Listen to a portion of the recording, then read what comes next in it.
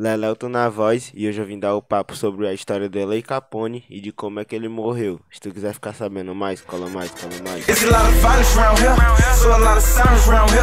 A lot of people dying around here, a lot of people crying around here.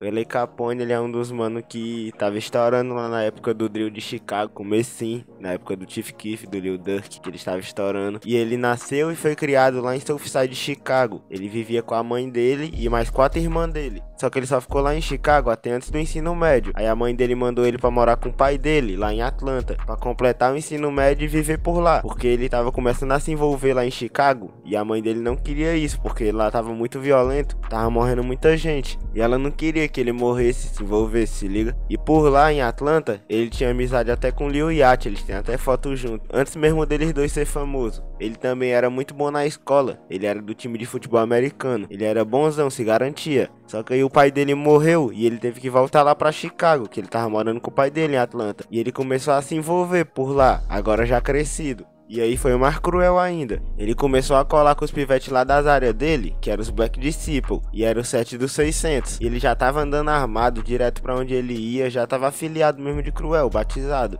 Tava vivendo do crime já. Também isso aí foi quando ele começou a carreira dele no rap, quando ele começou de sério mesmo. Ele sempre deu valor à música e já fazia freestyle desde pivete. E ele viu os pivetes lá das áreas dele, o Lil Durk, o Rondo Number 9 que colava com ele, fazendo sucesso e queria fazer também. E no começo ele só aparecia no clipe dos outros, só que depois ele lançou a própria música dele. Ele escolheu esse nome aí, de L.A. Capone, desde que ele tinha 14 anos, que L.A. é a inicial do nome dele, que é Leonard Anderson, e Capone é o mafioso lá de Chicago, que é conhecido no mundo todo. E ele tava ficando muito conhecido já, porque ele rimava o que ele vivia. Aí o Rondo Number 9 já era conhecido por lá, e eles colavam junto com o outro. E eles começaram a fazer música junto, e o L.A. Capone começou a ficar mais conhecido ainda por lá. Só que além de fazer música, ele também era envolvido. Em 2012, nessa época que ele tava subindo na música, ele foi baleado pela primeira vez. Ele tava com outro rapper que é de lá também, da tropa dele, do 600, que é o T600, que é o T600. Contou que ele estava andando lá por onde ele sempre colava. Ele estava até de alto, eles estavam os dois armados. Mas eles falou que estava muito quente, estava muito calor. E eles não queriam levar as armas por causa disso. Eles deixaram as armas, foram do bloco dele lá nas áreas dele do 600, do 600, pro de outro set dos amigos deles, que era da Front Street. E quando ele estava no caminho, eles viram um dos rival deles passando, mas nem prestaram atenção direito. Só que esse elemento aí, esse rival, tava no atentado já,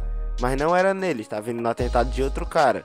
Ele entrou na lojinha e atirou no mano que tava lá dentro. Aí eles ouviram o tiro, só que eles não sabiam de onde tava vindo. Aí o elemento saiu armado e viu logo eles. E o cara conhecia eles já se conhecia. Era rival deles. Ele não perdeu a oportunidade. Ele levantou o ferro e começou a atirar pra cima dele. Eles correram, só que o L.A. tomou enquanto ele corria. Aí eles tudo correram pro lado contrário do elemento e o L.A. se intocou atrás de um carro. Ele tinha tomado na perna. Aí não demorou muito pra ele ficar de boa. Depois de um tempinho ele já tava no mundo de novo. Já tava no crime fazendo música. E ele só conseguiu dar uma estourada mais cruel em 2013 com a música Murder. Man down, that's a murder. We send shots, it's a murder. Fuck the ops who do murders. My block got murders. E depois disso foi só sucesso, ele já tava estourando com outras músicas lá por Chicago. O nome dele já tava feito lá em Chicago. Ele já tava estourando até pra fora também, um monte de rapper famoso já tava conhecendo ele. E foi na mesma época que ele ia lançar a melhor mixtape dele, que ele ia fazer estourar por lá.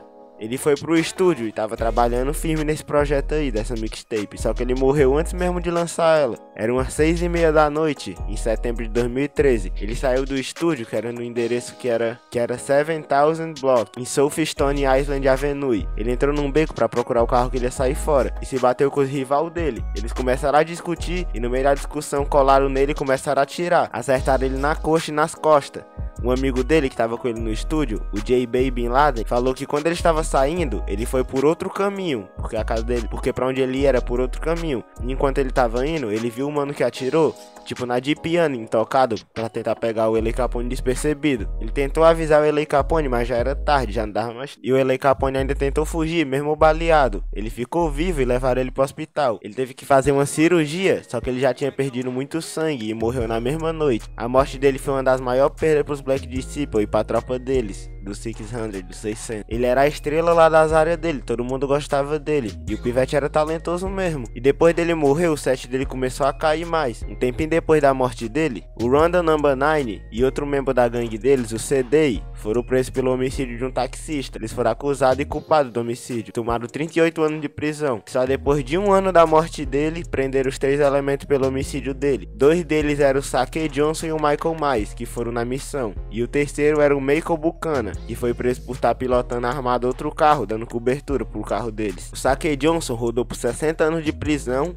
o Michael Myers por 24 anos e o Michael Buchanan por 45 anos. Eles três eram do set da 5-1 Money Game e do set dos Mickey Cobras. O Sake Johnson foi o atirador e os outros dois eram cúmplices. Por isso que ele pegou mais tempo. Esse Sake Johnson aí também era conhecido por Lil Mickey. E se liga como é que descobriram. Eles pegaram um deles por porte ilegal de arma, que foi o Michael Mays. Só que era num bagulho que não tinha nem nada a ver com o L. Capone. Mas ele já tinha uma suspeita em cima dele. Eles jogaram a verde e ele caiu na dos polícia. Ele começou a entregar os outros pra diminuir a pena dele. Ele queria tentar rodar só pelo porte de arma que ele tinha pegado. E ele escarrou os outros dois. Ele falou que o Sake Johnson, que é o Lil Mickey, foi o atirador e que o Michael Buchanan era um cúmplice. E aí levaram eles dois e foi aí que descobriram tudo, porque eles começaram a se escarrar quando descobriram que estava sendo escarrado. Já que o primeiro tinha escarrado, os outros dois começaram a lançar fogo também uns nos outros, para poder diminuir a sentença. E o disco lá que ele tava fazendo, e até morreu antes de lançar, era o Separate Myself, que saiu em 2014. A música do álbum K.A. Brothers foi a última que ele gravou, que foi quando ele saiu do estúdio e morreu. E ele não foi só uma perda pra gangue dele não, ele também foi uma perda pro rap, se entera? Que ele era muito talentoso, o pivete se garantia na música. E eu boto fé que se ele tivesse vivo hoje em dia, ele ia estar no mesmo nível que o Lil Durk, e eu acho que até maior. E o vídeo foi esse. Se vocês gostou do vídeo, dá like aí, se inscreve. Vídeo sobre o L. Capone, a história dele, de como ele morreu. Se vocês quiserem que eu traga outro mano, a história de outro mano, fala aí nos comentários que eu sempre vejo. E é nóis, tamo junto, tamo junto.